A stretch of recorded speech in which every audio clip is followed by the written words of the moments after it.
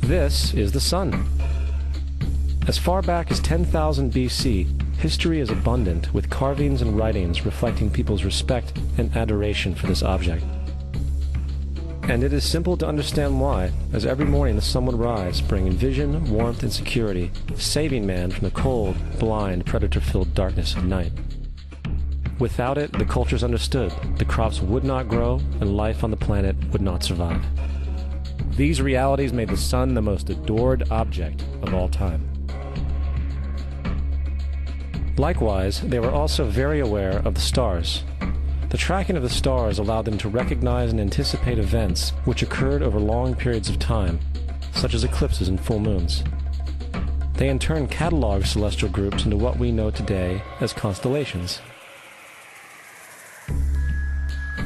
This is the cross of the zodiac, one of the oldest conceptual images in human history. It reflects the sun as it figuratively passes through the 12 major constellations over the course of a year. It also reflects the 12 months of the year, the 4 seasons, and the solstices and equinoxes. The term zodiac relates to the fact that constellations were anthropomorphized, or personified, as figures or animals. In other words, the early civilizations did not just follow the sun and stars, they personified them with elaborate myths involving their movements and relationships. The sun, with its life-giving and saving qualities, was personified as a representative of the unseen creator or God, God's Son, the light of the world, the savior of humankind. Likewise, the 12 constellations represented places of travel for God's Son, and were identified by names usually representing elements of nature that happened during that period of time. For example, Aquarius, the water bearer, who brings the spring rains.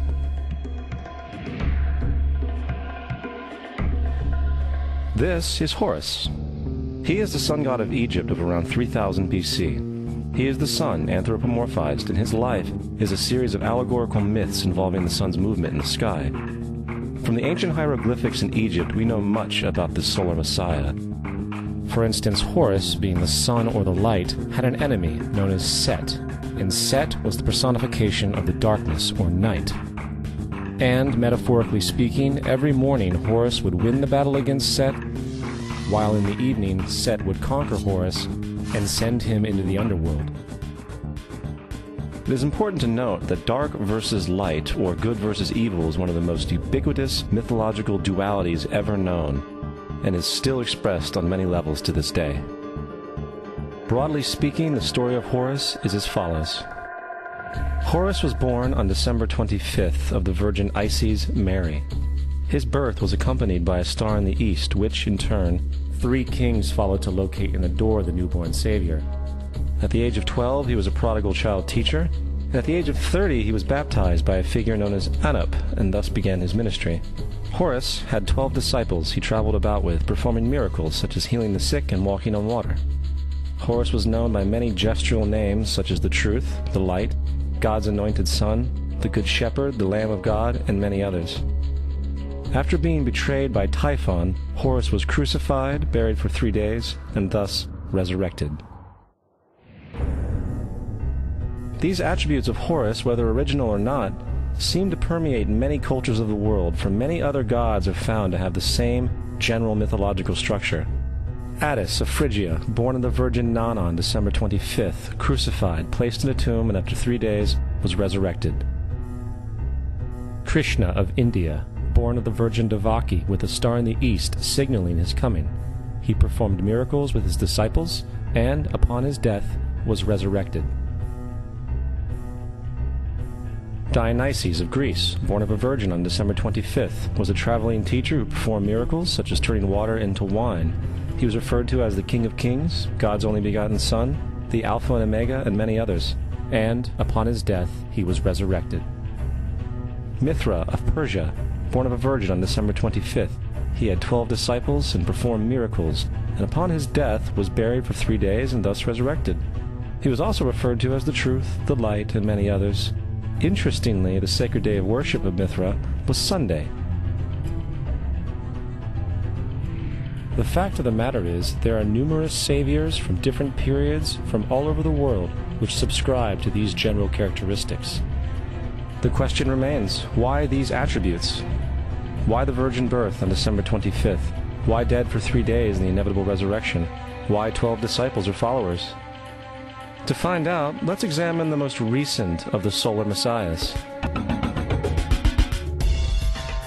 Jesus Christ was born of the Virgin Mary on December 25th in Bethlehem. His birth was announced by a star in the east, which 3 kings or magi followed to locate and adorn the new Savior. He was a child teacher at 12, and at the age of 30 he was baptized by John the Baptist, and thus began his ministry.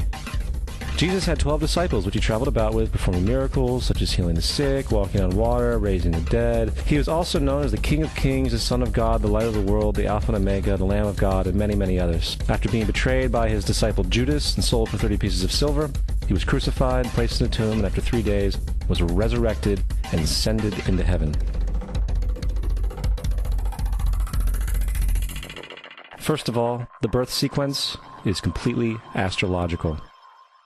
The star in the east is Sirius, the brightest star in the night sky, which, on December 24th, aligns with the 3 brightest stars in Orion's belt. These 3 bright stars in Orion's belt are called today what they were called in ancient times, the 3 kings. And the 3 kings and the brightest star, Sirius, all point to the place of the sunrise on December 25th. This is why the 3 kings follow the star in the east, in order to locate the sunrise, the birth of the sun.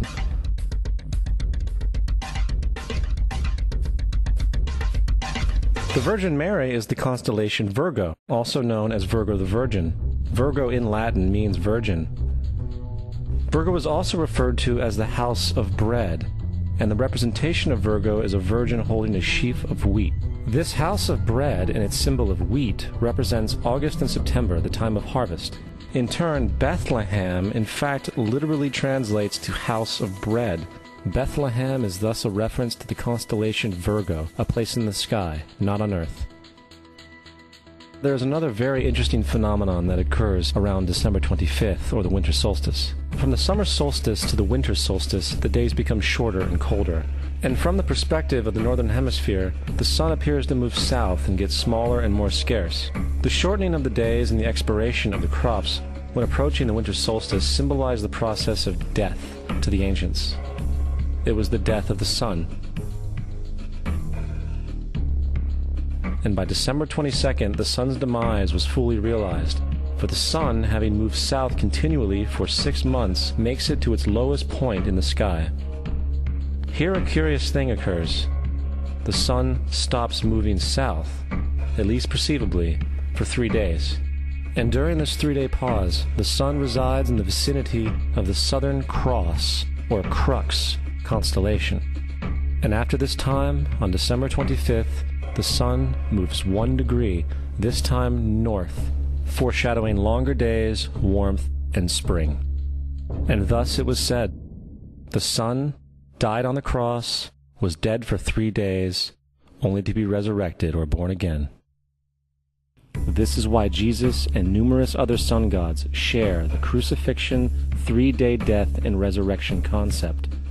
It is the sun's transition period before it shifts its direction back into the northern hemisphere, bringing spring and thus salvation. However, they did not celebrate the resurrection of the sun until the spring equinox, or Easter. This is because at the spring equinox the sun officially overpowers the evil darkness, as daytime thereafter becomes longer in duration than the night, and the revitalizing conditions of spring emerge. Now, probably the most obvious of all the astrological symbolism around Jesus regards the 12 disciples. They are simply the 12 constellations of the zodiac, which Jesus, being the sun, travels about with. In fact, the number 12 is replete throughout the Bible.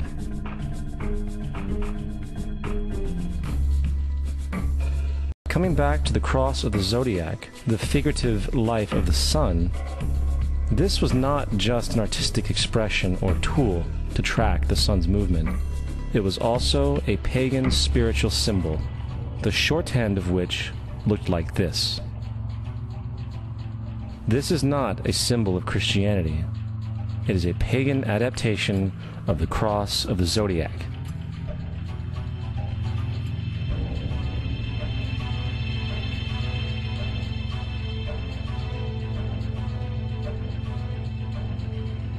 This is why Jesus in early occult art is always shown with his head on the cross, for Jesus is the Son of God, the light of the world, the risen Savior, who will come again, as it does every morning, the glory of God, who defends against the works of darkness, as he is born again every morning, and can be seen coming in the clouds, up in heaven, with his crown of thorns or sun rays.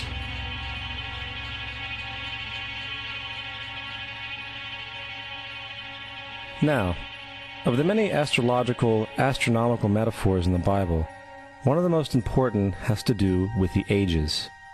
Throughout the scriptures, there are numerous references to the age.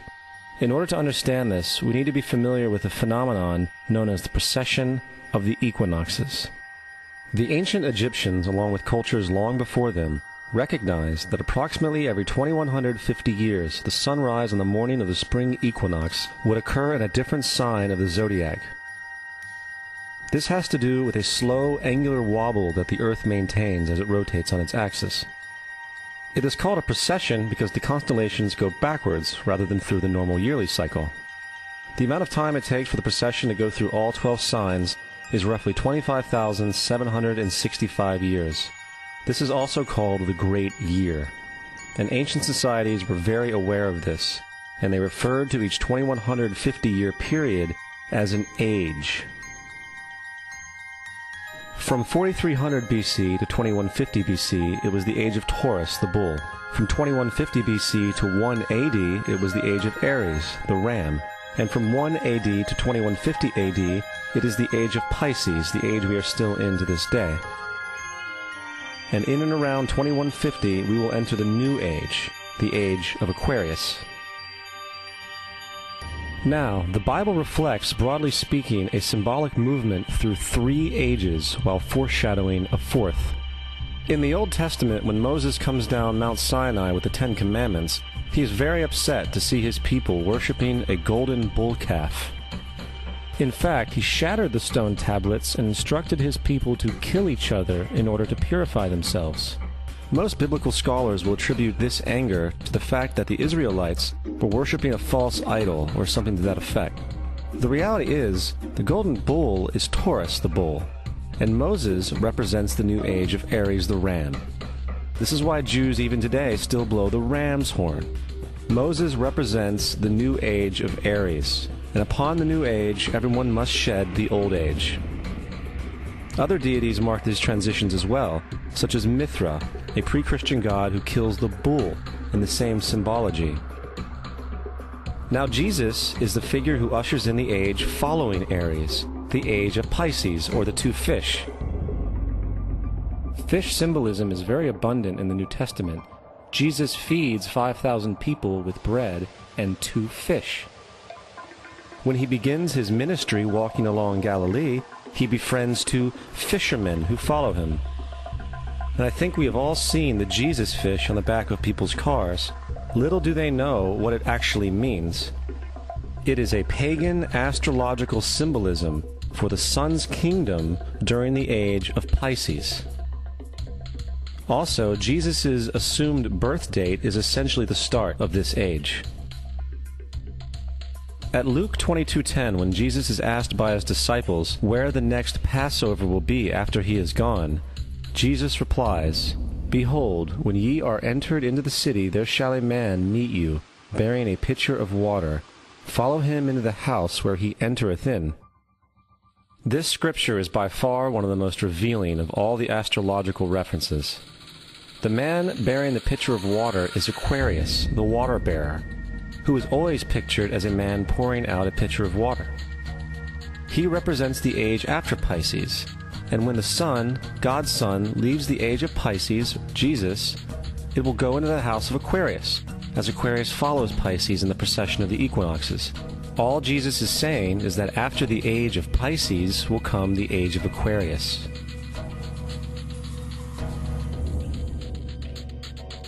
Now, we have all heard about the end times and the end of the world. The cartoonish depictions in the book of Revelation aside, The main source of this idea comes from Matthew 28:20, where Jesus says, "I will be with you even to the end of the world." However, in the King James Version, world is a mistranslation, among many mistranslations. The actual word being used is eon, which means age. I will be with you even to the end of the age, which is true, as Jesus' solar Piscean personification will end when the sun enters the age of Aquarius. The entire concept of end times and the end of the world is a misinterpreted astrological allegory. Let's tell that to the approximately 100 million people in America who believe the end of the world is coming. Furthermore, the character of Jesus being a literary and astrological hybrid is most explicitly a plagiarization of the Egyptian sun god Horus. For example, inscribed about 3,500 years ago on the walls at the Temple of Luxor in Egypt are images of the Annunciation, the miracle conception, the birth, and the adoration of Horus. The images begin with Thoth announcing to the Virgin Isis that she will conceive Horus, then Neph, the Holy Ghost, impregnating the Virgin, and then the virgin birth and the adoration. This is exactly the story of Jesus' miracle conception. In fact, the literary similarities between the Egyptian religion and the Christian religion are staggering.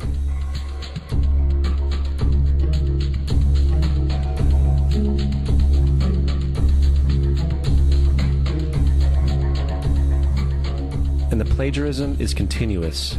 The story of Noah and Noah's Ark is taken directly from tradition. The concept of the Great Flood is ubiquitous throughout the ancient world, with over 200 cited claims in different periods and times. However, one need look no further for a pre-Christian source than the Epic of Gilgamesh, written in 2600 BC.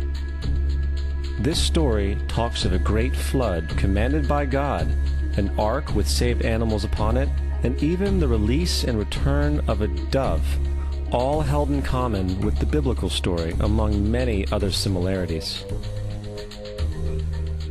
And then there is the plagiarized story of Moses. Upon Moses' birth, it is said that he was placed in a reed basket and set adrift in a river in order to avoid infanticide. He was later rescued by a daughter of royalty and raised by her as a prince. This baby in a basket story was lifted directly from the myth of Sargon of Akkad of around 2250 BC. Sargon was born, placed in a reed basket in order to avoid infanticide, and set adrift in a river. He was in turn rescued and raised by Aki, a royal midwife. Furthermore, Moses is known as the lawgiver, the giver of the Ten Commandments, the Mosaic Law. However, the idea of a law being passed from God to a prophet up on a mountain is also a very old motif. Moses is just another lawgiver in a long line of lawgivers in mythological history. In India, Manu was the great lawgiver. In Crete, Minos ascended Mount Dicta, where Zeus gave him the sacred laws, while in Egypt there was Meses, who carried stone tablets and upon them the laws of God were written. Manu, Minos, Meses, Moses. And as far as the Ten Commandments, they are taken outright from spell 125 in the Egyptian Book of the Dead. What the Book of the Dead phrased, "I have not stolen," became "Thou shalt not steal." "I have not killed," became "Thou shalt not kill." "I have not told lies," became "Thou shalt not bear false witness," and so forth. In fact, the Egyptian religion is likely the primary foundational basis for the Judeo-Christian theology. Baptism, afterlife, final judgment, virgin birth, death and resurrection, crucifixion, the Ark of the Covenant, circumcision, saviors, Holy Communion, Great Flood, Easter, Christmas, Passover, and many, many more are all attributes of Egyptian ideas long predating Christianity and Judaism. Justin Martyr, one of the first Christian historians and defenders, wrote, "When we say that he, Jesus Christ, our teacher, was produced without sexual union, was crucified and died and rose again and ascended into heaven, we propound nothing different from what you believe regarding those who you esteem sons of Jupiter." In a different writing, Justin Martyr said, "He was born of a virgin, except this in common with what you believe of Perseus." It's obvious that Justin and other early Christians knew how similar Christianity was to the pagan religions. However, Justin had a solution. As far as he was concerned, the devil did it. The devil had the foresight to come before Christ and create his characteristics in the pagan world. Fundamentalist Christianity, fascinating. These people actually believe the world is 12,000 years old. Swear to God.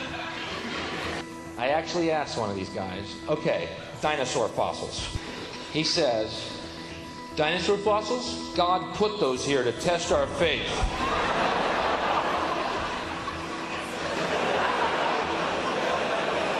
I think God put you here to test my faith, dude.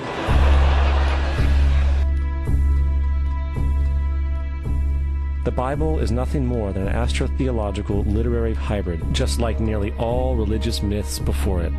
In fact, the aspect of transference of one character's attributes to a new character can be found within the book itself. In the Old Testament, there is the story of Joseph.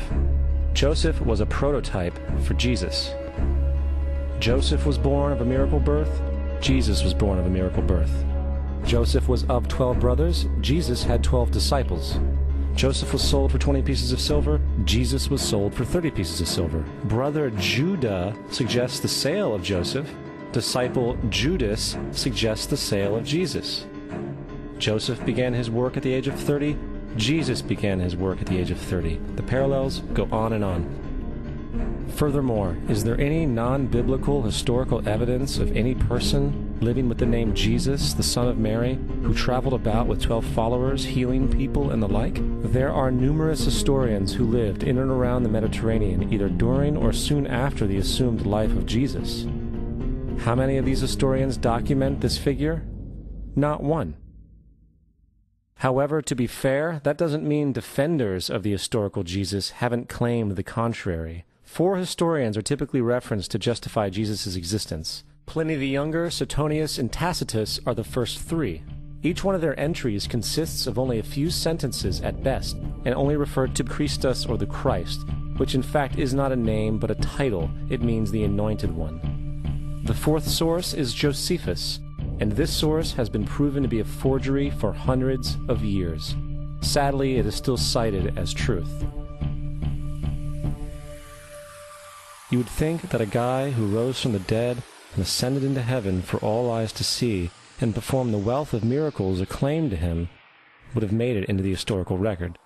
It didn't, because once the evidence is weighed, there are very high odds that the figure known as Jesus did not even exist.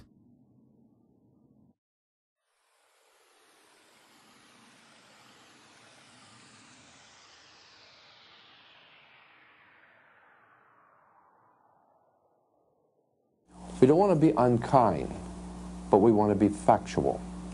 We don't want to cause hurt feelings, but we want to be academically correct in what we understand and know to be true. Christianity just is not based on truth. We find that Christianity was in fact nothing more than a Roman story developed politically. The reality is, Jesus was the solar deity of the Gnostic Christian sect. And like all other pagan gods, he was a mythical figure. It was the political establishment that sought to historize the Jesus figure for social control. By 325 AD in Rome, Emperor Constantine convened the Council of Nicaea. It was during this meeting that the politically motivated Christian doctrines were established, and thus began a long history of Christian bloodshed and spiritual fraud. And for the next 1600 years, the Vatican maintained a political stranglehold on all of Europe, leading to such joyous periods as the Dark Ages, along with enlightening events such as the Crusades and the Inquisition.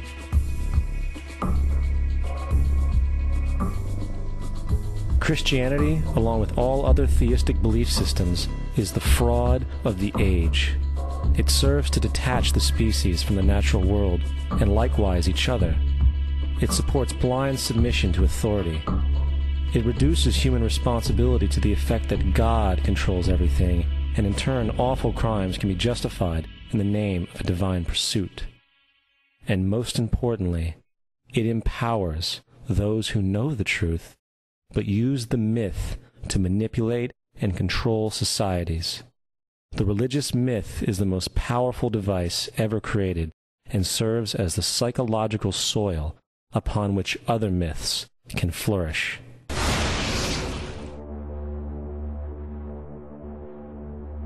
A myth is an idea that, while widely believed, is false. In a deeper sense, in the religious sense, a myth serves as an orienting and mobilizing story for a people. The focus is not on the story's relation to reality, but on its function. A story cannot function unless it is believed to be true in the community or the nation. It is not a matter of debate. If some people have the bad taste to raise the question of the truth of the sacred story, the keepers of the faith do not enter into debate with them. They ignore them or denounce them as blasphemers. It is wrong, blasphemous, and sinful for you to suggest, imply, or help other people come to the conclusion that the U.S. government killed 3,000 of its own citizens.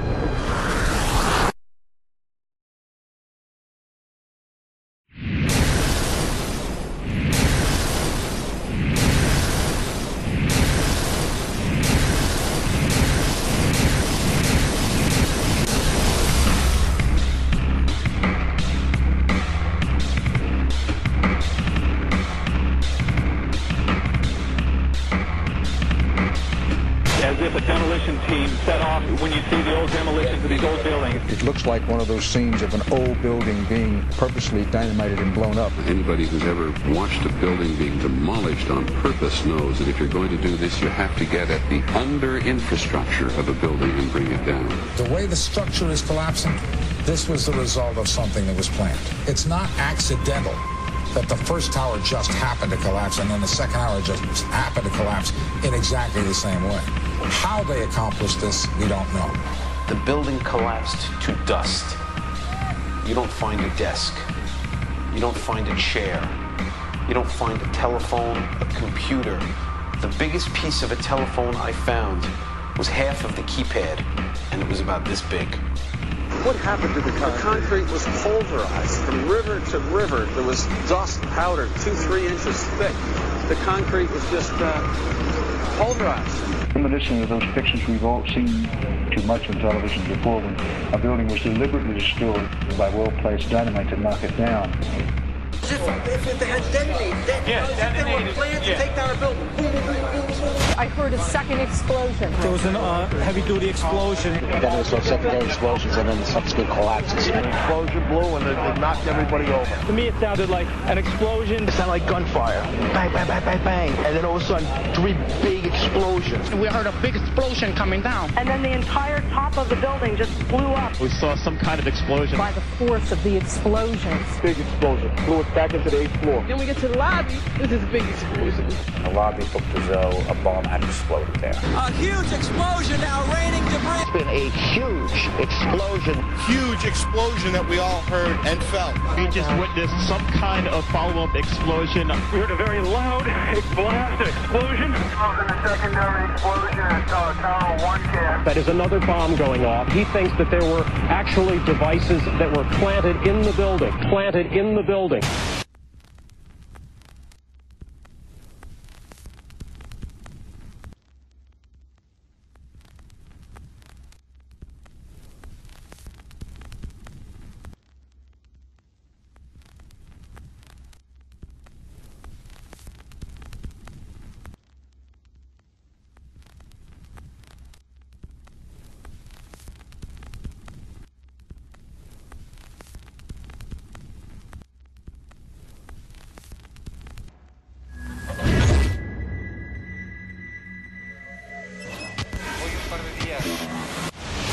I don't think anybody could have predicted that they would try to use an airplane as a missile, a hijacked airplane as a missile. Nobody in our government, at least, and I don't think the prior government that could envision flying airplanes into buildings. No specific threat involving really a domestic operation or involving what happened, obviously, the city's airliner and so forth. There were no warning signs that I'm aware of. USA Today reports that in the 2 years before the attacks on September the 11th, NORAD conducted exercises using hijacked airliners as weapons. And one target was the World Trade Center.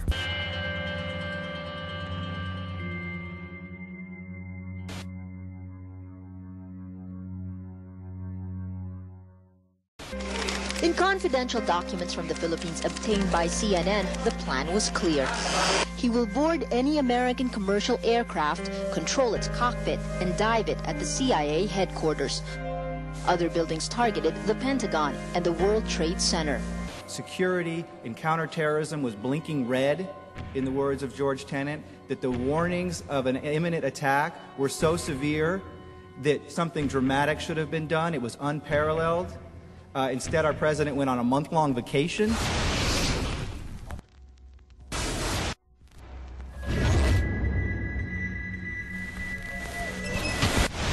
The head of Pakistani intelligence at the ISI, Mahmoud Ahmed, requested Omar Sheikh to wire $100,000 to Mohammed Atta, who was the lead hijacker. Hijacker Mohammed Atta received wire transfers via Pakistan. The man sending the money to Atta is believed to be Ahmed Umar Saeed Sheikh. Omar Sheikh admitted he was supported by the Pakistan government's intelligence service, the ISI.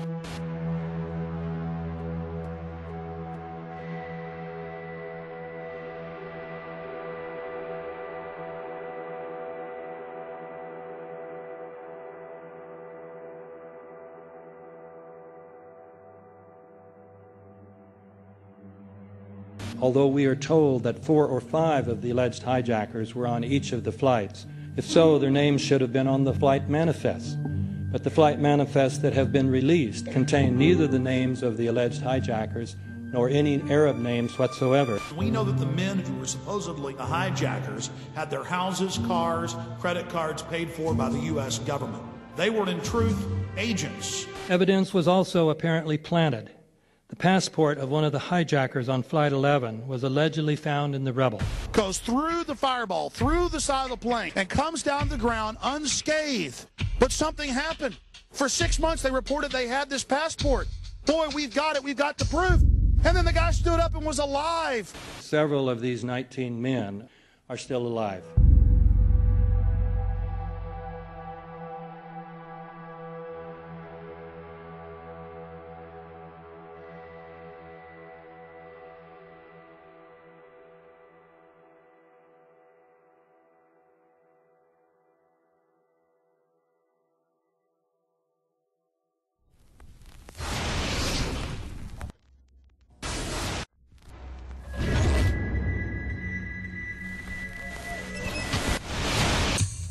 Of course we're after Saddam Hussein, bin Laden. He's... January 2001, the Bush administration orders the FBI and intelligence agencies to back off investigations involving the bin Laden family, including 2 of Osama bin Laden's relatives, who were living, guess where, in Falls Church, Virginia, right next to CIA headquarters. When he was already America's most wanted criminal, he reportedly spent 2 weeks in the American hospital in Dubai, was treated by an American doctor, and visited by the local CIA agent. We have not seen one piece of evidence that links Osama bin Laden directly to the planning stages of September 11th. This failure to provide proof was later said to be unnecessary because bin Laden, in a video allegedly found in Afghanistan, admitted responsibility for the attacks. This confession is now widely cited as proof.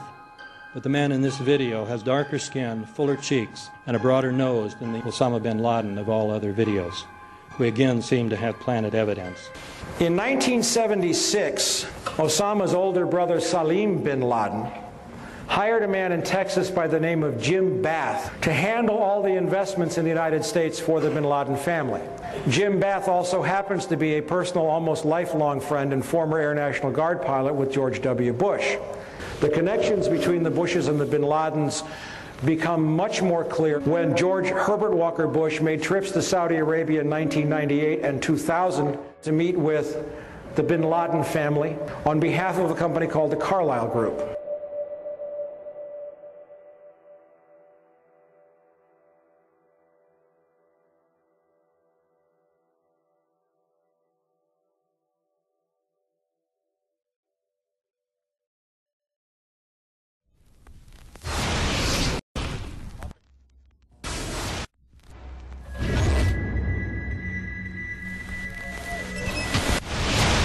How could anyone fly a 60-ton, 125-foot wide, 44-foot tall plane through this obstacle course? The aircraft, before striking the Pentagon, reportedly executed a 270-degree downward spiral, and yet Hani Hanjour was known as a terrible pilot who could not safely fly even a small plane.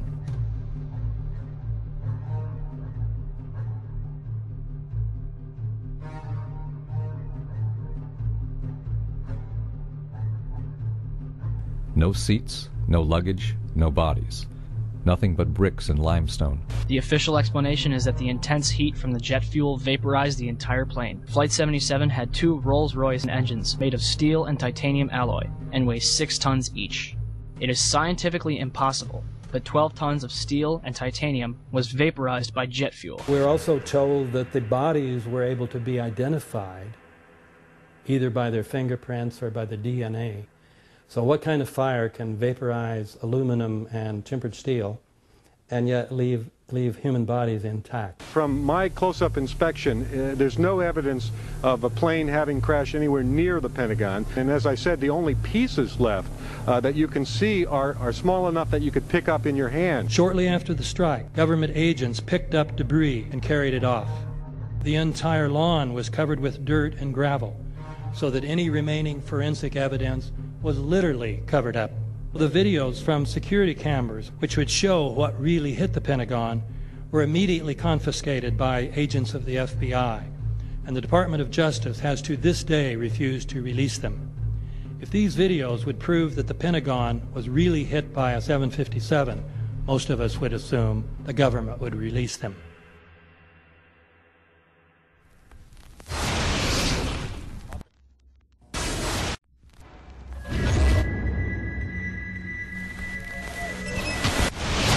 It looks like there's nothing there except for a hole in the ground. Basically, that's right. The only thing you could see from where we were was a big gouge in the earth and some broken trees. We could see some people walking around in the area, but from where we could see, there wasn't much left. Any large pieces of debris at all? No, there was nothing that you could distinguish that a plane had crashed there.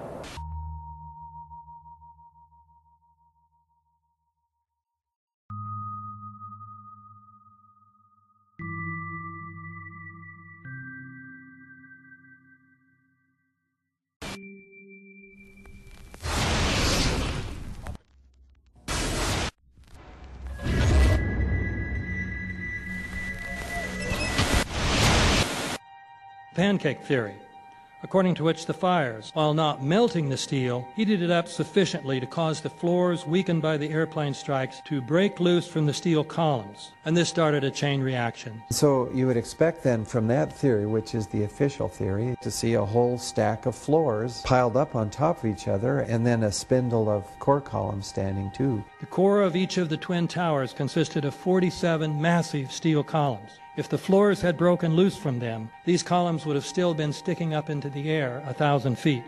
The plane did not cut all those core columns. We designed the buildings to take the impact of the Boeing 707 hitting the building at any location. The building probably could sustain multiple impacts of jetliners. That the plane flew straight into the building. Through him, right. Yeah. So you're saying that the building was actually designed to cope with a hole like that and still survive? Yeah, it was. If you had dropped, say, a billiard ball from the top of the World Trade Center, 110 floors up there, it would have taken 8 to 10 seconds to hit the ground encountering no resistance whatsoever. The Twin Towers came down in nearly free-fall speed. 200,000 tons of steel shatters and explodes outwards over 500 feet. This means that floors shattered at an average rate of about 10 floors per second. There is no scenario for a pancake effect of buildings falling that allows them to fall at the rate of free fall. Now what can do that? What can move mass out of the way? Explosives.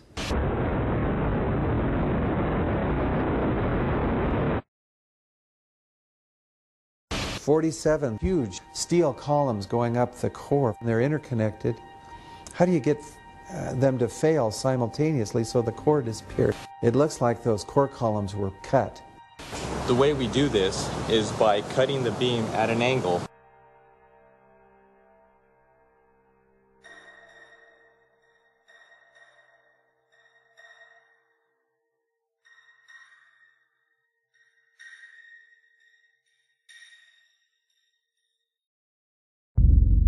I started looking at the molten metal.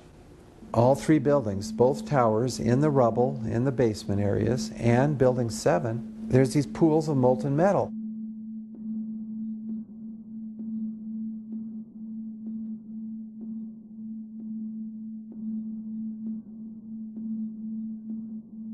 You'd get down below and you'd see molten steel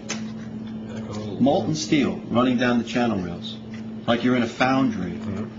Like lava. The molten steel was found 3, 4, and 5 weeks later, when the rubble was being removed.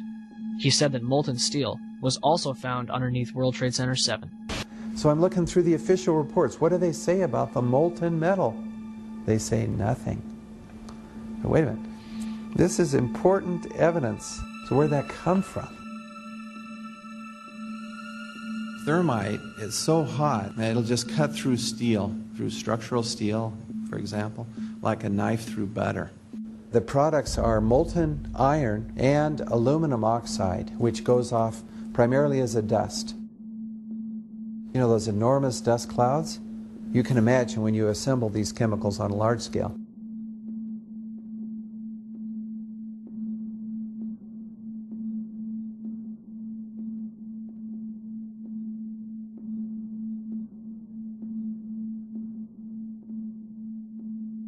Molten metal pools under both towers after they collapsed, and Building 7. Now, Building 7 wasn't even hit by a jet.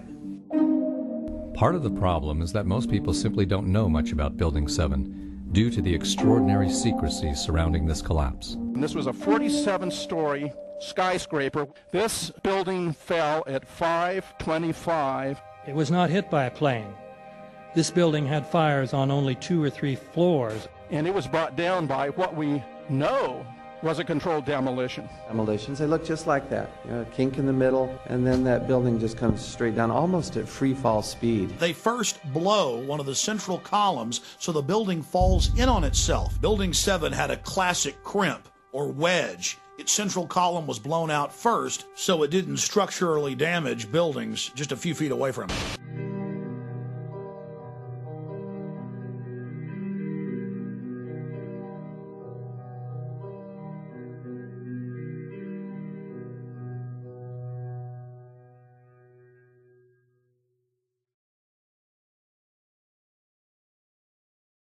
Our office was on the B1 level. As I was talking to a supervisor at 8:46, and all of a sudden we hear, boom! An explosion so hard that pushed us upwards. And it came from the basement between the B2 level and the B3 level. And when I went to verbalize, we hear, boom! The impact of the plane on the top. As I'm walking by the main freight car of the building, in the corridor, that's when I got blown. I mean, the impact of the explosion threw me to the floor, and that's when everything started happening. All of a sudden, a big impact happened again, and all the ceiling tile was falling down, the light fixtures were falling. You know, you got to go clear across the whole from 1 to 2 World Trade Center, and then all of a sudden, it happened all over again. Something else hit us to the floor. Right in the basement, you felt it. Walls were caving in, everything that was going on. I mean, I know of people that got killed in the basement. I know of people that got broken legs in the basement. People that got reconstructive surgery because the walls hit them in the face.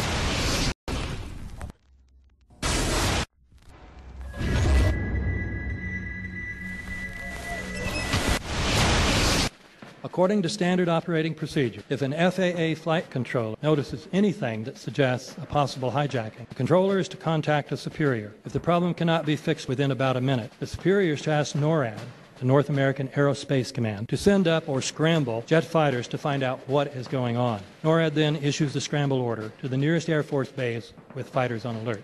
But although interceptions usually occur within 10 or so minutes, in this case, 80 or so minutes had elapsed before fighters were even airborne. It's a mind-bending anomaly. Not a single U.S. Air Force interceptor turns a wheel until it's too late. There are no jets at all. What if they were so confused and had been so deliberately confused that they couldn't respond?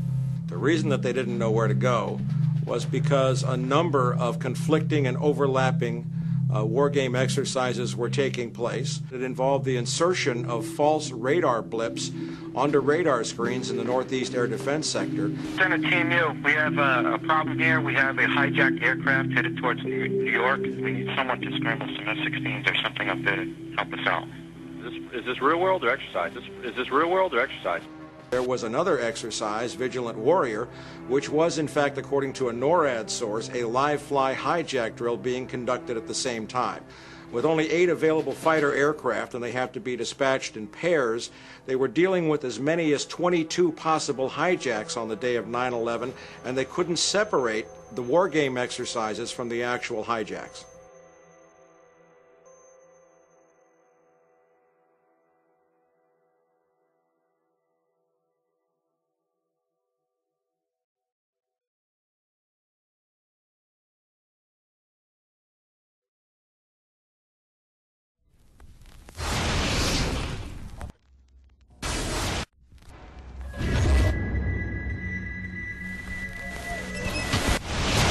Page 172. The U.S. government has not been able to determine the origin of the money used for the 9/11 attacks. Ultimately, the question is of little practical significance. The American authorities have not managed to trace the source of the funding. And then the most amazingly disingenuous statement, ultimately, is it of little consequence. It is of massive consequence. Doesn't it matter who paid for 9/11? The collapse of Building 7 has been recognized as especially difficult to explain. The 9/11 Commission report implicitly admitted that it could not explain the collapse of this building by not even mentioning it.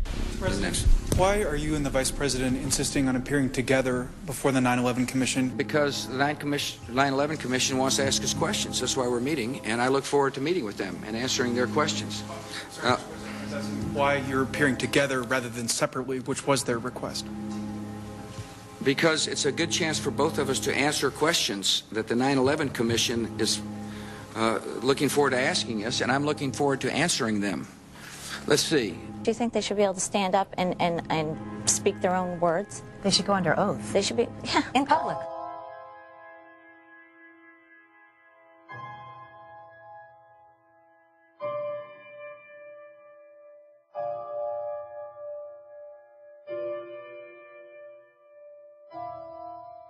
Don't you think that the families deserve to have a transcript or to be able to see what you Adam, said? you asked me that question yesterday.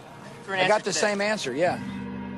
The final report was a unanimous report. That means that if there was a single commissioner who had any objection about anything, that fact would be dropped from the report. We have found out that he not only served on the transition team of the Bush administration, that he was a person who wrote a draft memo for the setup of the Bush administration's National Security Council, that he was an individual who wrote the preemptive war strategy that was eventually used for the war in Iraq, that he is a close friend of Condoleezza Rice's. We want him to resign. There is literally nothing in the 9/11 report that the Bush administration did not approve of. We can understand, therefore, why the Commission, under Zelikow's leadership, would have ignored all the evidence that would point to the truth, that 9/11 was a false flag operation intended to authorize the doctrines and funds needed for a new level of imperial mobilization.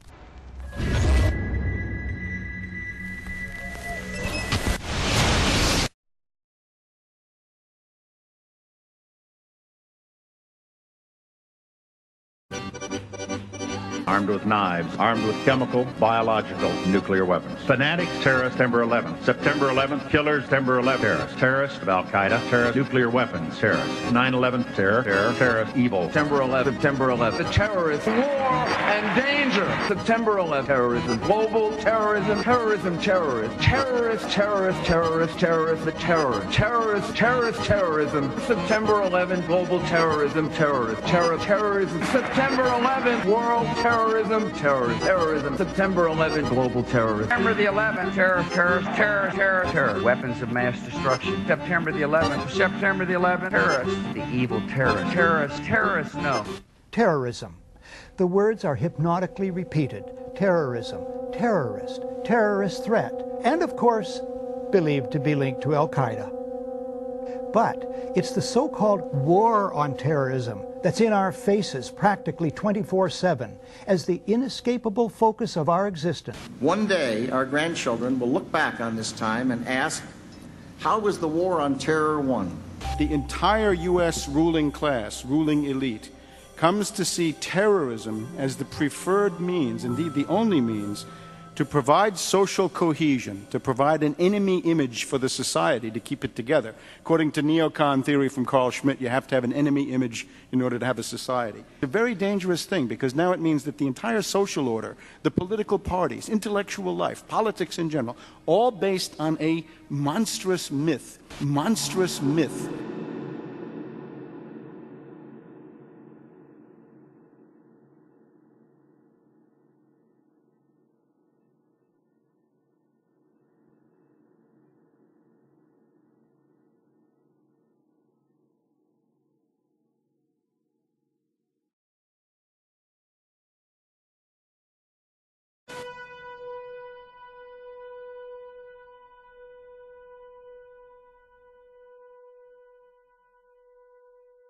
Look, the CIA has done in this country, what they've done to us is unbelievable.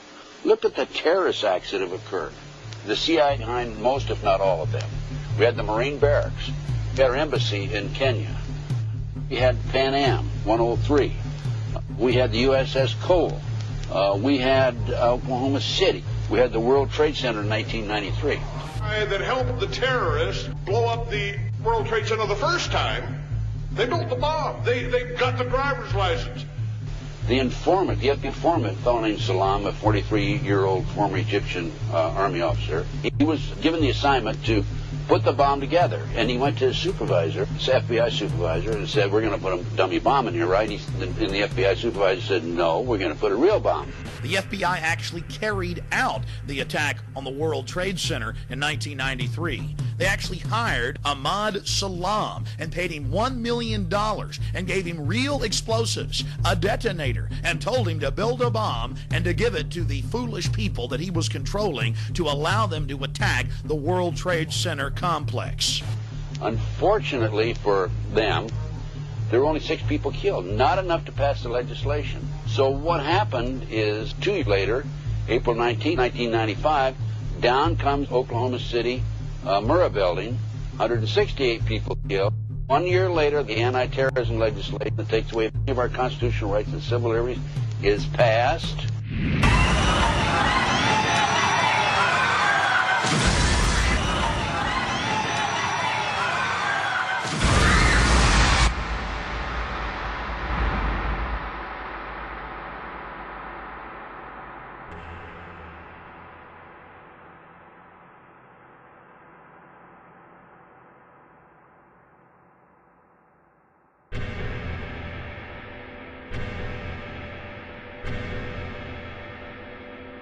Because at 9:30 this morning, we were actually running an exercise for over a company of 1,000 people in London, based on simultaneous bombs going off precisely at the railway stations that happened this morning. So I still have the hairs on the back of my neck standing upright. To get this quite straight, you were running an exercise to see how you would cope with this, and it happened while you were running the exercise? Precisely.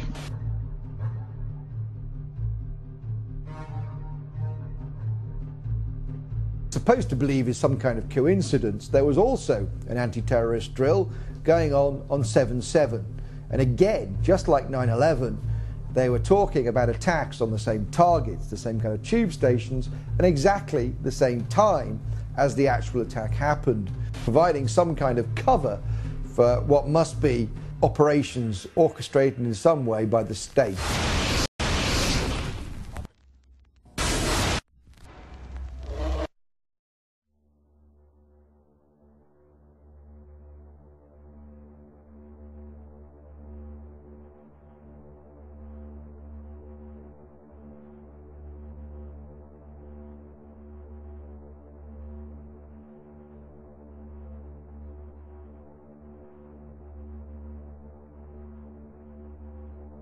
I am absolutely appalled at how much people in this country do not think. We are given to understand that, that an Arabic guy out there up in the mountains financed the most elaborate attack on this country. Do you think some people in a cave, were able to have NORAD stand down? Do you think that people in a cave were able to have all of this happen? And when I think about how many Americans were killed in New York City, and believing as I do that this thing was a setup job, this is a textbook operation that Nazis used, and they've used it over and over again. America has been suckered in one more time. I don't have to tell you things are bad. Everybody knows things are bad. The dollar buys a nickel's worth. Banks are going bust. Shopkeepers keep a gun under the counter. Punks are running wild in the street, and there's nobody anywhere who seems to know what to do, and there's no end to it. We know the air is unfit to breathe, and our food is unfit to eat. We sit watching our TVs while some local newscaster tells us that today we had 15 homicides and 63 violent crimes, as if that's the way it's supposed to be. We know things are bad, worse than bad. They're crazy. It's like everything everywhere is going crazy, so we don't go out anymore.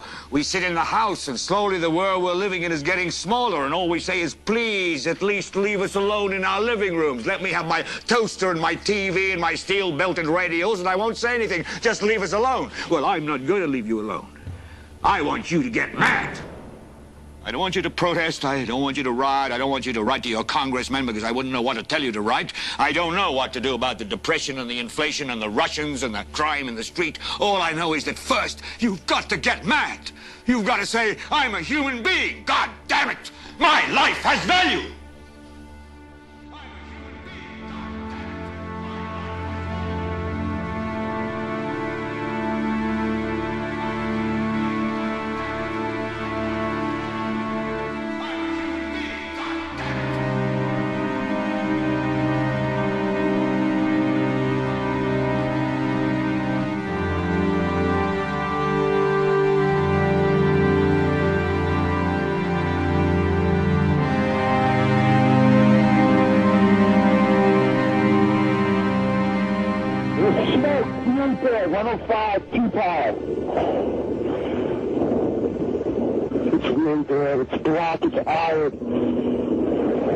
Thinks I'm all right. I called her and said I was leaving the building. I was fine, man. Bang!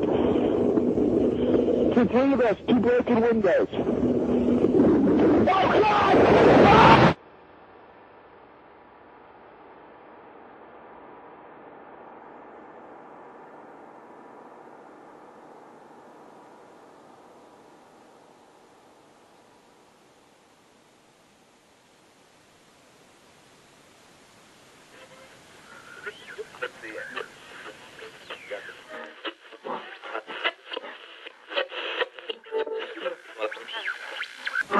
When hostilities commenced in Europe in 1939, it was realized that the American people had no intention of entering the war.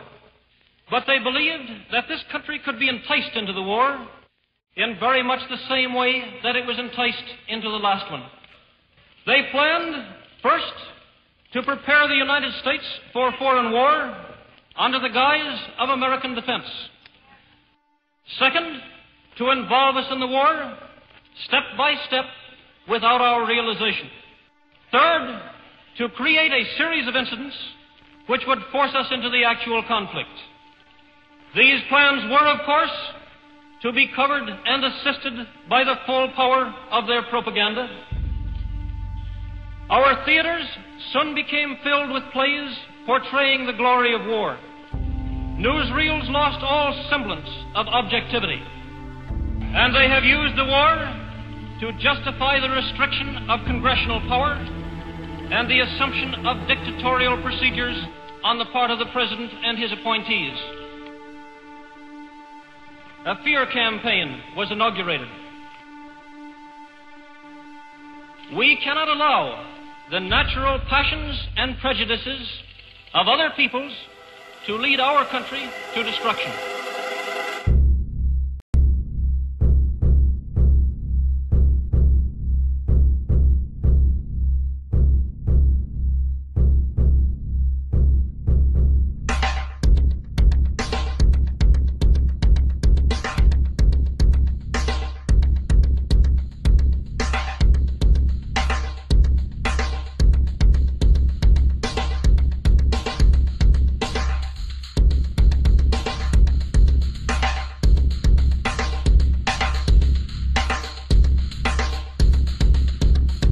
(1775), the American Revolutionary War began as the American colonies sought to detach from England and its oppressive monarchy. Though many reasons are cited for the revolution, one in particular sticks out as the prime cause: that King George III of England outlawed the interest-free, independent currency the colonies were producing and using for themselves, in turn forcing them to borrow money from the Central Bank of England at interest, immediately putting the colonies into debt. And, as Benjamin Franklin later wrote, the refusal of King George III to allow the colonies to operate an honest money system which freed the ordinary man from the clutches of the money manipulators was probably the prime cause of the Revolution.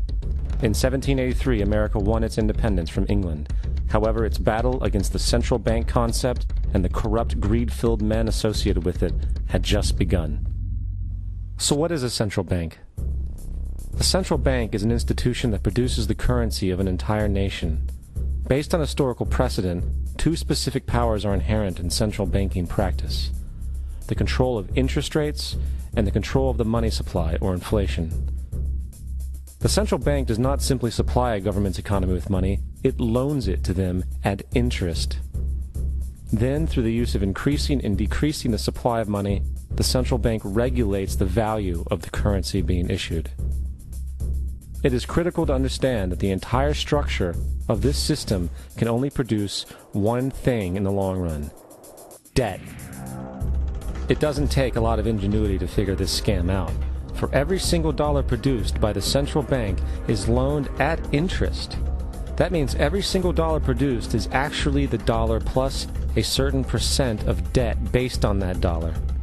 And since the central bank has the monopoly over the production of the currency for the entire country, and they loan each dollar out with immediate debt attached to it, where does the money to pay for the debt come from? It can only come from the central bank again, which means the central bank has to perpetually increase its money supply to temporarily cover the outstanding debt created, which in turn, since that new money is loaned out at interest as well, creates even more debt. The end result of this system without fail is slavery, for it is impossible for the government and thus the public to ever come out of the self-generating debt. The founding fathers of this country were well aware of this.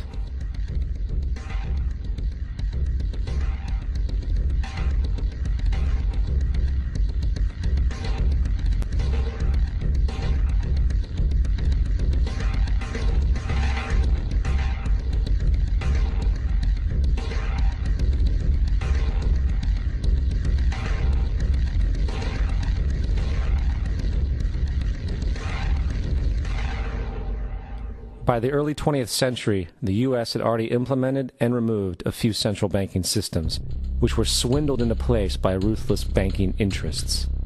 At this time, the dominant families in the banking and business world were the Rockefellers, the Morgans, the Warburgs, the Rothschilds. And in the early 1900s, they sought to push once again legislation to create another central bank. However, they knew the government and public were very weary of such an institution, so they needed to create an incident to affect public opinion. So, J.P. Morgan, publicly considered a financial luminary at the time, exploited his mass influence by publishing rumors that a prominent bank in New York was insolvent or bankrupt. Morgan knew this would cause mass hysteria, which would affect other banks as well. And it did. The public, in fear of losing their deposits, immediately began mass withdrawals. Consequently, the banks were forced to call in their loans, causing the recipients to sell their property, and thus a spiral of bankruptcies, repossessions, and turmoil emerged. Putting the pieces together a few years later, Frederick Allen of Life magazine wrote, "The Morgan interests took advantage to precipitate the panic, guiding it shrewdly as it progressed." Unaware of the fraud, the Panic of 1907 led to a congressional investigation headed by Senator Nelson Aldrich, who had intimate ties to the banking cartels and later became part of the Rockefeller family through marriage. The commission, led by Aldrich, recommended a central bank should be implemented so a panic like 1907 could never happen again. This was the spark the international bankers needed to initiate their plan. In 1910, a secret meeting was held at a J.P. Morgan estate on Jekyll Island off the coast of Georgia. It was there that the central banking bill called the Federal Reserve Act was written. This legislation was written by bankers, not lawmakers. This meeting was so secretive, so concealed from government and public knowledge that the 10 or so figures who attended disguised their names when en route to the island. After this bill was constructed, it was then handed over to their political frontman, Senator Nelson Aldrich, to push through Congress. And in 1913, with heavy political sponsorship by the bankers, Woodrow Wilson became president, having already agreed to sign the Federal Reserve Act in exchange for campaign support. And 2 days before Christmas, when most of Congress was at home with their families, the Federal Reserve Act was voted in, and Wilson in turn made it law. Later, Woodrow Wilson wrote, in regret,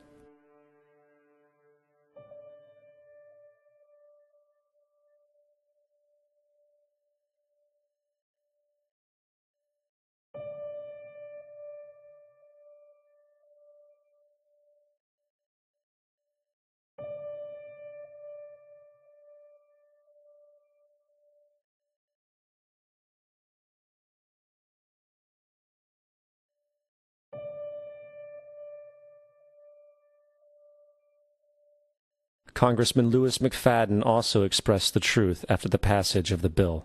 A world banking system was being set up here, a superstate controlled by international bankers, acting together to enslave the world for their own pleasure. The Fed has usurped the government.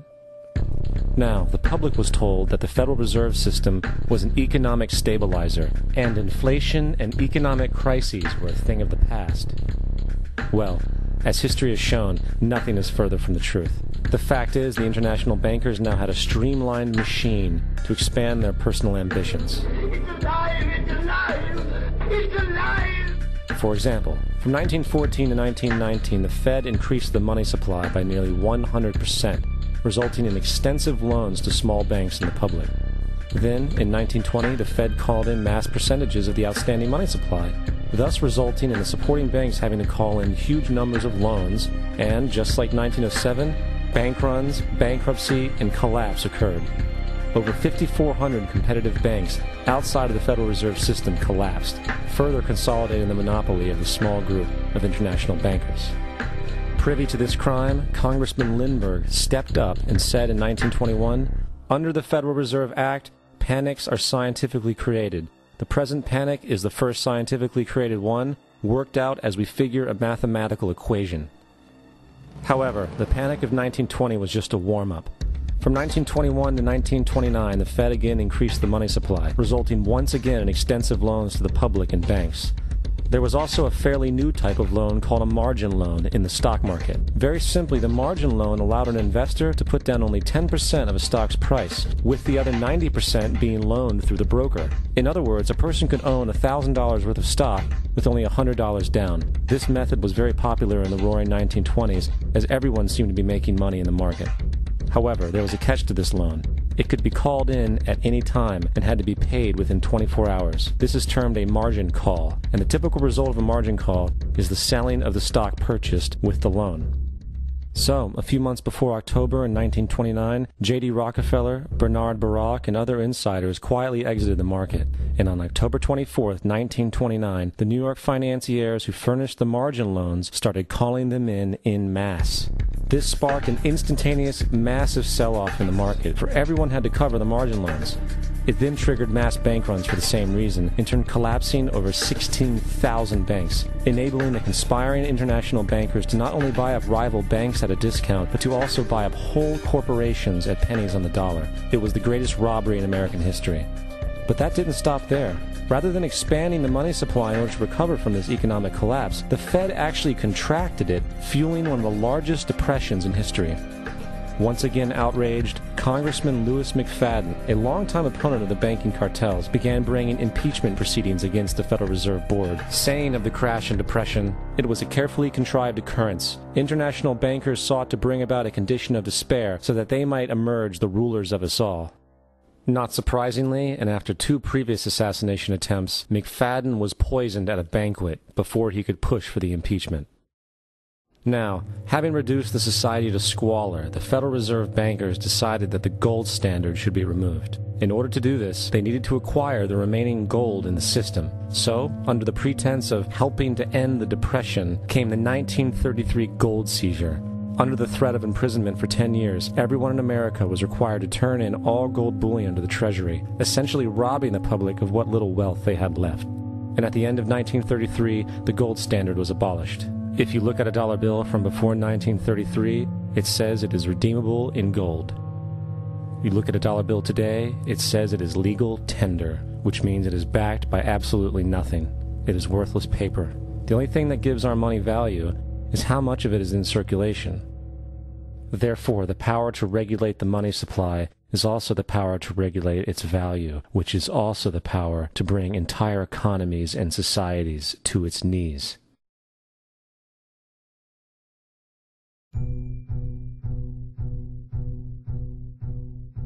It's important to clearly understand, the Federal Reserve is a private corporation. It is about as Federal Express. It makes its own policies and is under virtually no regulation by the U.S. government. It is a private bank that loans all the currency at interest to the government, completely consistent with the fraudulent central banking model that the country sought to escape from when it declared independence in the American Revolutionary War. Now, going back to 1913, the Federal Reserve Act was not the only unconstitutional bill pushed through Congress. They also pushed the federal income tax. It's worthwhile to point out that the American public's ignorance towards the federal income tax is a testament to how dumbed down and oblivious the American population really is. First of all, the federal income tax is completely unconstitutional, as it is a direct, unapportioned tax. All direct taxes have to be apportioned to be legal based on the Constitution. Secondly, the required number of states in order to ratify the amendment to allow the income tax was never met, and this has even been cited in modern court cases.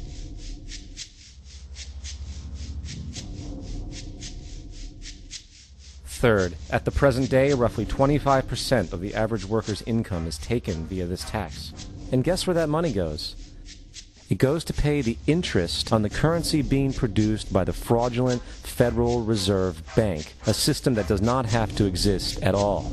The money you make working almost 3 months out of the year goes almost literally into the pockets of the international bankers who own the private Federal Reserve Bank. And fourth, even with the fraudulent government claim as to the legality of the income tax, there is literally no statute, no law in existence that requires you to pay this tax, period. I really expected that, of course there's a law that you can point to in the law book, the code, that requires you to file a tax return. Of course there is. I was at that point where I couldn't find the statute that clearly made a person liable, at least not me and most people I know, and I had no choice in my mind except to resign. Based on the research that I did throughout the year 2000 and that I'm still doing, I have not found that law. I've asked Congress, we've asked a lot of people in the IRS commissioners, helpers. They can't answer, because if they answer, the American people are going to know that this whole thing is a fraud. I haven't filed an federal income tax return since I left. I have not filed a tax return since 1999. The income tax is nothing less than the enslavement of the entire country. Now, the control of the economy and the perpetual robbery of wealth is only one side of the Rubik's Cube the bankers hold in their hands. The next tool for profit and control is war. Since the inception of the Federal Reserve in 1913, a number of large and small wars have commenced. The three most pronounced were World War I, World War II, and Vietnam. World War I. In 1914, European wars broke out centered around England and Germany. The American public wanted nothing to do with the war. In turn, President Woodrow Wilson publicly declared neutrality. However, under the surface, the U.S. administration was looking for any excuse it could find to enter it. In a noted observation by Secretary of State William Jennings, the large banking interests were deeply interested in the World War because of the wide opportunities for large profits. It's important to understand that the most lucrative thing that can happen for the international bankers is war, for it forces the country to borrow even more money from the Federal Reserve Bank at interest. Woodrow Wilson's top advisor and mentor was Colonel Edward House, a man with intimate connections with the international bankers who wanted in the war. In a documented conversation between Colonel House, Wilson's advisor, and Sir Edward Grey, the Foreign Secretary of England, regarding how to get America into the war, Grey inquired, "What will Americans do if Germans sink an ocean liner with American passengers on board?" House responded, "I believe that a flame of indignation would sweep the United States, and that by itself would be sufficient to carry us into war." So, on May 7, 1915, on essentially the suggestion of Sir Edward Grey, a ship called the Lusitania was deliberately sent into German-controlled waters where German military vessels were known to be. And, as expected, German U-boats torpedoed the ship, exploding stored ammunition, killing 1,200 people. To further understand the deliberate nature of this setup, the German embassy actually put advertisements in the New York Times telling people that if they boarded the Lusitania, they did so at their own risk, as such a ship sailing from America to England through the war zone would be liable to destruction. In turn, and as anticipated, the sinking of the Lusitania caused a wave of anger among the American population, and America entered the war a short time after. The First World War caused 323,000 American deaths. J.D. Rockefeller made $200 million off of it. Not to mention the war cost about $30 billion for America, most of which was borrowed from the Federal Reserve Bank at interest, furthering the profits of the international bankers.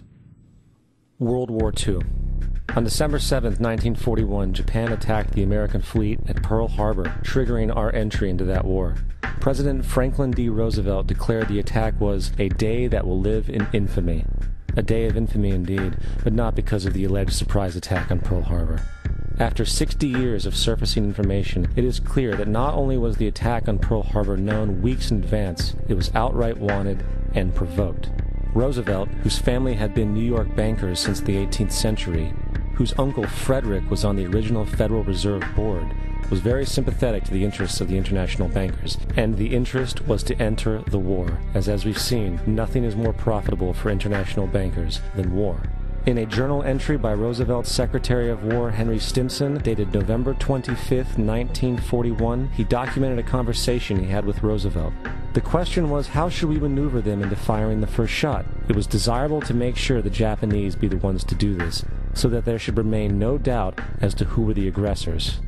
In the months leading up to the attack on Pearl Harbor, Roosevelt had done almost everything in his power to anger the Japanese, showing a posture of aggression. He halted all of Japan's imports of American petroleum. He froze all the Japanese assets in the United States. He made public loans to nationalist China and supplied military aid to the British, both enemies of Japan in the war, which, by the way, is completely in violation of international war rules. And on December 4th, 3 days before the attack, Australian intelligence told Roosevelt about a Japanese task force moving towards Pearl Harbor. Roosevelt ignored it. So, as hoped and allowed, on December 7th, 1941, Japan attacked Pearl Harbor, killing 2,400 soldiers. Before Pearl Harbor, 83% of the American public wanted nothing to do with the war. After Pearl Harbor, 1 million men volunteered for the war. It is important to note, Nazi Germany's war effort was largely supported by two organizations, one of which was called IG Farben. IG Farben produced 84% of Germany's explosives, and even the Zyklon B used in the concentration camps to kill millions. One of the unspoken partners of IG Farben was J.D. Rockefeller's Standard Oil Company in America. In fact, the German Air Force could not operate without a special additive patented by Rockefeller's Standard Oil. The drastic bombing of London by Nazi Germany, for example, was made possible by a $20 million sale of fuel, to IG Farben by the Rockefeller Standard Oil Company. This is just one small point on the topic of how American business funded both sides of World War II. One other treasonous organization worth mentioning is the Union Banking Corporation of New York City. Not only did it finance numerous aspects of Hitler's rise to power, along with actual materials during the war, it was also a Nazi money laundering bank, which was eventually exposed for having millions of dollars of Nazi money in its vaults. The Union Banking Corporation of New York was eventually seized for violations of the Trading with the Enemy Act. Guess who the director and vice president of the Union Bank was? Prescott Bush, our current president's grandfather, and of course our former president's father. Keep that in mind when considering the moral and political dispositions of the Bush family. Vietnam. The United States' official declaration of war on North Vietnam in 1964 came after an alleged incident involving 2 U.S. destroyers being attacked by North Vietnamese PT boats in the Gulf of Tonkin. This was known as the Gulf of Tonkin Incident. This single situation was the catalytic pretext for massive troop deployment and full-fledged warfare. One problem, however, the attack on the U.S. destroyers by Vietnamese PT boats never happened. It was a completely staged event to have an excuse to enter the war. Former Secretary of Defense Robert McNamara stated years later that the Gulf of Tonkin incident was a mistake, while many other insiders and officers have come forward, relaying that it was a contrived farce, a complete lie. Once in the war, it was business as usual. In October 1966, President Lyndon Johnson lifted trading restrictions on the Soviet bloc, knowing full well that the Soviets were providing upwards of 80% of North Vietnam's war supplies. Consequently, Rockefeller interests financed factories in the Soviet Union, which the Soviets used to manufacture military equipment and send it to North Vietnam. However, the funding of both sides of this conflict was only one side of the coin.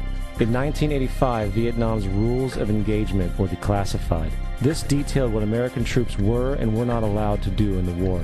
It included absurdities like North Vietnamese anti-aircraft missile systems could not be bombed until they were known to be fully operational. No enemy could be pursued once they crossed the border of Laos or Cambodia. And most revealing of all, the most critical strategic targets were not allowed to be attacked unless initiated by high military officials.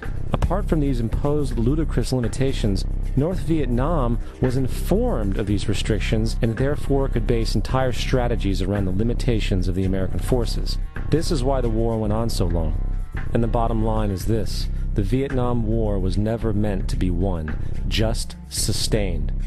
This war for profit resulted in 58,000 American deaths and 3 million dead Vietnamese. So, where are we now? September 11th was the jumpstart for what is now an accelerated agenda by the ruthless elite. It was a staged war pretext no different than the sinking of the Lusitania, the provoking of Pearl Harbor, and the Gulf of Tonkin lie. In fact, if 9/11 wasn't a planned war pretext, it would be an exception to the rule. It has been used to launch 2 unprovoked illegal wars, one against Iraq and one against Afghanistan. However, 9/11 was a pretext for another war as well, the war against you. The Patriot Act, Homeland Security, the Military Tribunals Act, and other legislations are all completely and entirely designed to destroy your civil liberties and limit your ability to fight back against what is coming. Currently in the United States, unannounced to most brainwashed Americans, your home can be searched without a warrant, without you being home. You can in turn be arrested with no charges revealed to you, detained indefinitely with no access to a lawyer, and legally tortured, all under the suspicion that you might be a terrorist. If you need a painted picture of what is happening in this country, let's recognize how history repeats itself. In February 1933, Hitler staged a false flag attack, burning down his own German parliament building, the Reichstag, and blamed it on communist terrorists. In the next few weeks, he passed the Enabling Act, which completely eradicated the German Constitution, destroying people's liberties. He then led a series of preemptive wars, all justified to the German people as necessary to maintaining homeland security.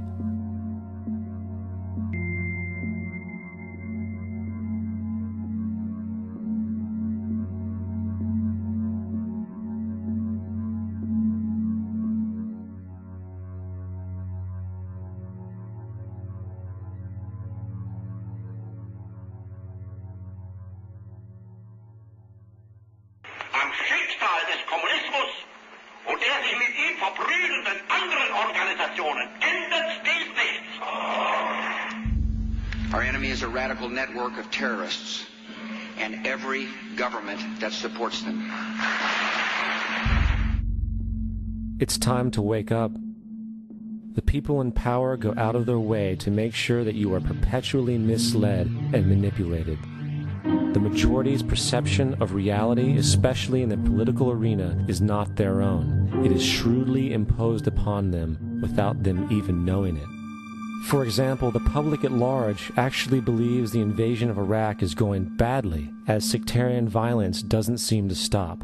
What the public fails to see is that the destabilization of Iraq is exactly what the people behind the government want. This war is to be sustained so the region can be divided up, domination of the oil maintained, continual profits reaped for the defense contractors, and most importantly, permanent military bases established to be used as a launching pad against other oil-bearing, non-conforming countries such as Iran and Syria. For further implication that the civil war and destabilization is purely intentional, in 2005, 2 elite British SAS officers were arrested by Iraqi police after being caught driving around in their car shooting at civilians while dressed up as Arabs.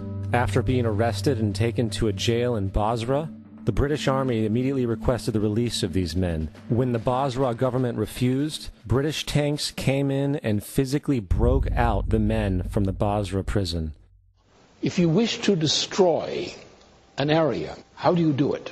Well, there are 2 ways. You can go in there and bomb it and so forth, but that is not very efficient.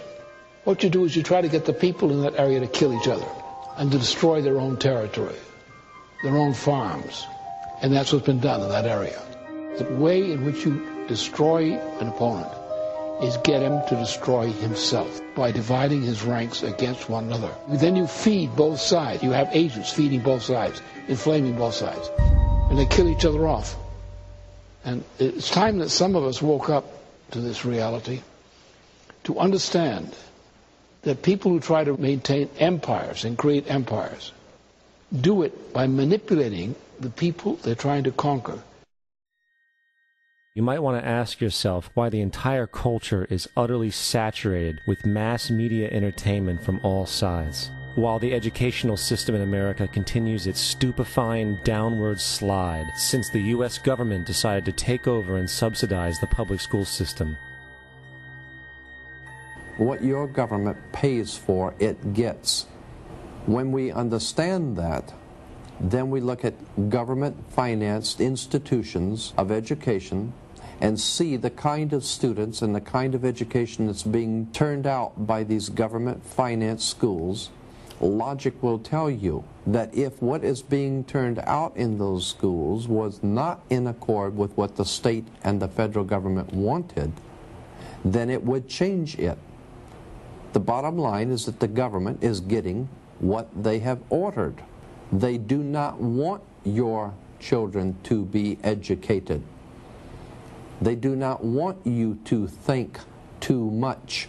That is why our country and our world has become so proliferated with entertainments, mass media, television shows, amusement parks, drugs, alcohol, and every kind of entertainment to keep the human mind entertained, so that you don't get in the way of important people by doing too much thinking. You had better wake up and understand that there are people who are guiding your life and you don't even know it. We're in a lot of trouble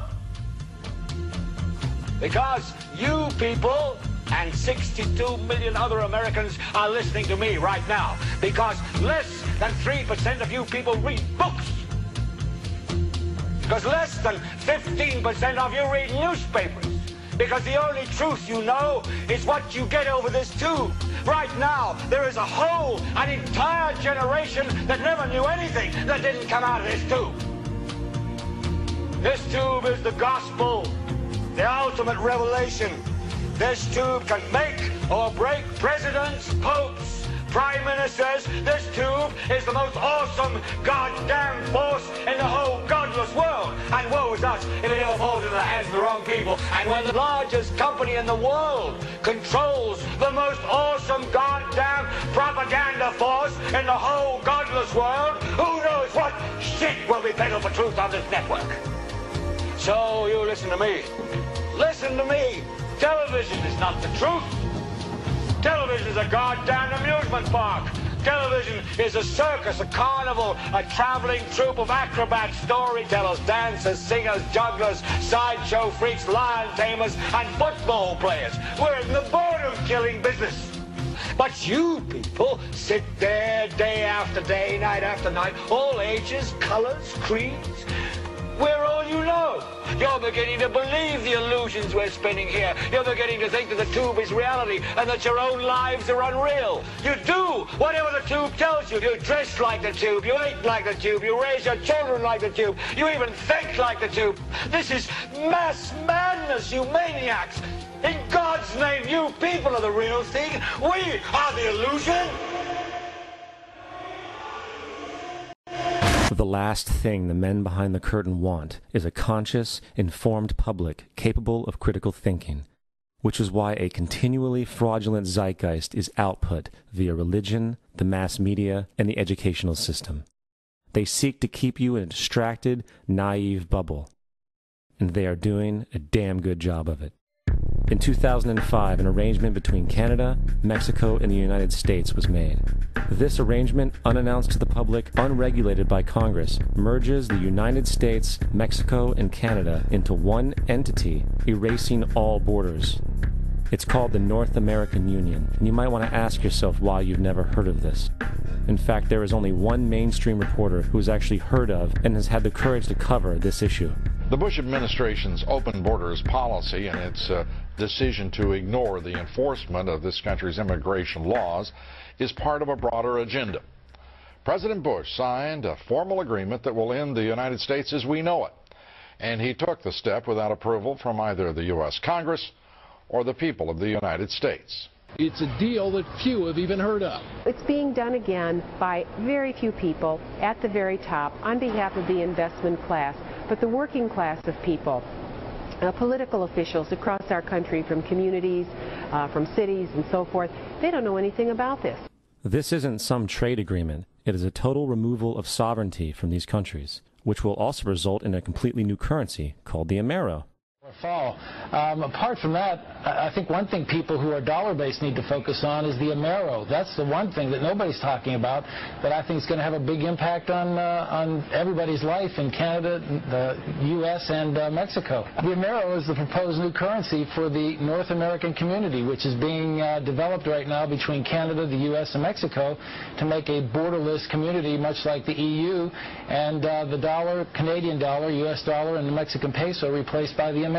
By default of this agreement, the American Constitution will eventually be obsolete. You would think that a situation like this would be on the cover of every major newspaper. That is until you realize that the people who are behind this movement are the same people behind the mainstream media, and you are not told what you're not supposed to know. The North American Union is the same concept as the European Union, the African Union, and the soon-to-be Asian Union, and the same people are behind all of them. And, when the time is right, the North American Union, the European Union, the African Union, and the Asian Union will be merged together, forming the final stages of a plan these men have been working on for over 60 years. A one-world government.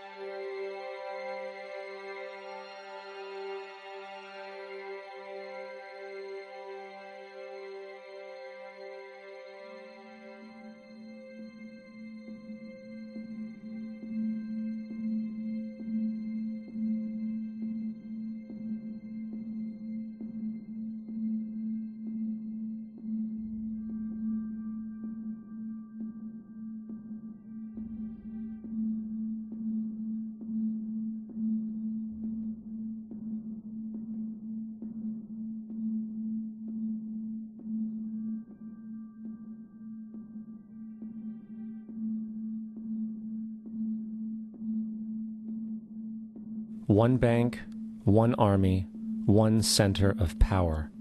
And if we have learned anything from history, it is that power corrupts, and absolute power corrupts absolutely.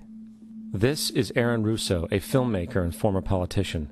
To his left is Nicholas Rockefeller of the infamous Rockefeller banking and business dynasty. After maintaining a close friendship with Nicholas Rockefeller, Aaron eventually ended the relationship, appalled by what he had learned about the Rockefellers and their ambitions.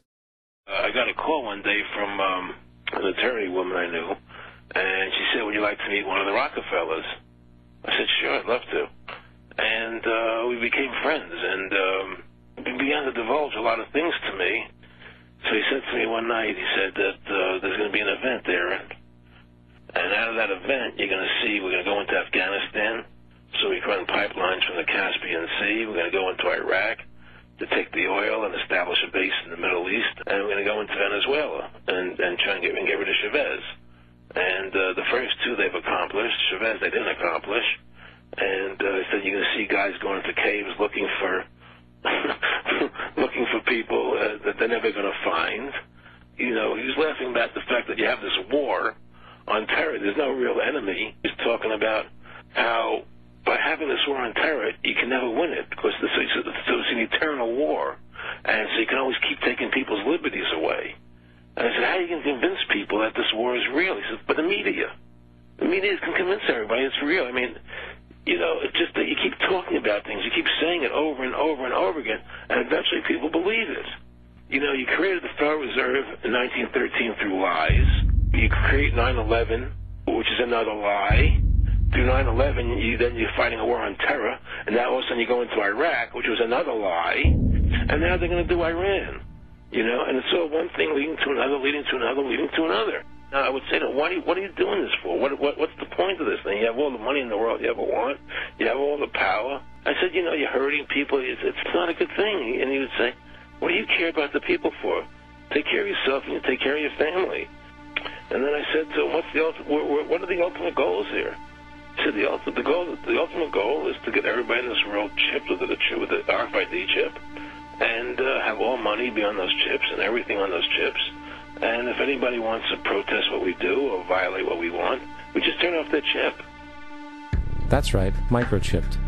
In 2005, Congress, under the pretense of immigration control and the so-called war on terrorism, passed the REAL ID Act, under which it is projected by May 2008, you will be required to carry around a federal identification card, which includes on it a scannable barcode with your personal information. However, this barcode is only an intermediary step before the card is equipped with a VeriChip RFID tracking module, which will use radio frequencies to track your every move on the planet. If this sounds foreign to you, please note that the RFID tracking chip is already in all new American passports. And the final step is the implanted chip, which many people have already been manipulated into accepting under different pretenses. We have a Florida family who are really pioneers in a brave new world. They have volunteered to be the first ever to have microchip identification devices implanted into their body. After 9/11, I was really concerned with the security of my family.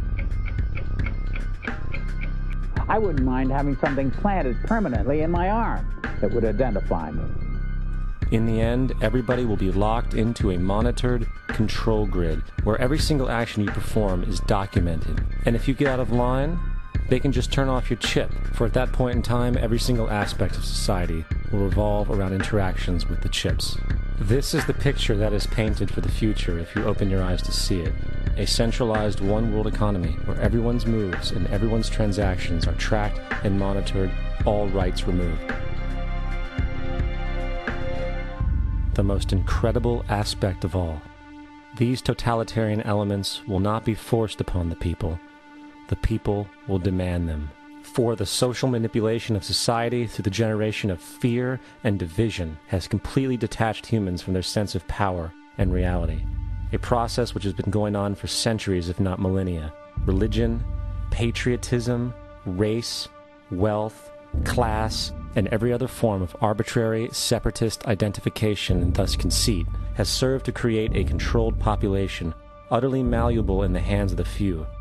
Divide and conquer is the motto, And as long as people continue to see themselves as separate from everything else, they lend themselves to being completely enslaved. The men behind the curtain know this, and they also know that if people ever realize the truth of their relationship to nature and the truth of their personal power, the entire manufactured zeitgeist they prey upon will collapse like a house of cards.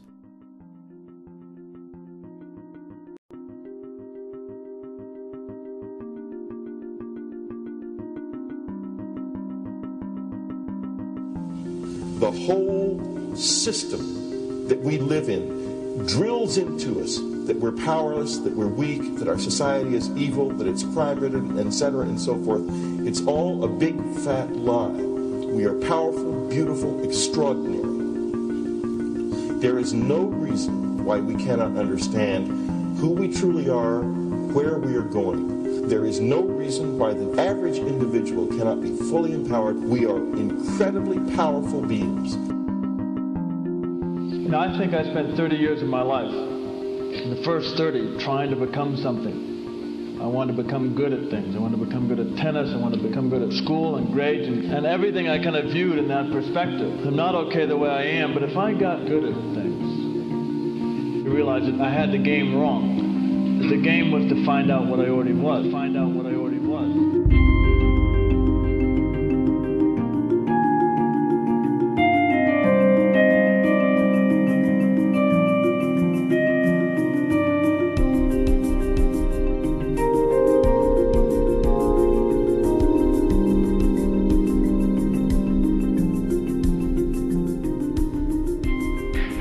Culture, we've been trained for individual differences to stand out. So you look at each person, immediately it is brighter, dumber, older, younger, richer, poorer, and we make all these dimensional distinctions, put them in categories and treat them that way. And we get so that we only see others as separate from ourselves in the ways in which they're separate. And one of the dramatic characteristics of experience is being with another person and suddenly seeing the ways in which they are like you, not different from you, and experiencing the fact that which is essence in you and which is essence in me is indeed one. The understanding that there is no other. It is all one.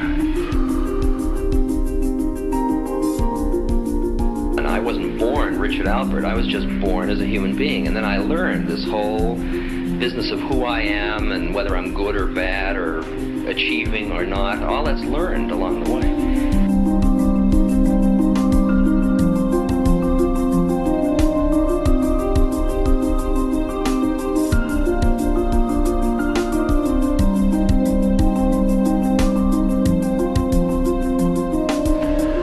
The old appeals to racial, sexual, and religious chauvinism, to rabid nationalist fervor, are beginning not to work. A new consciousness is developing which sees the earth as a single organism and recognizes that an organism at war with itself is doomed.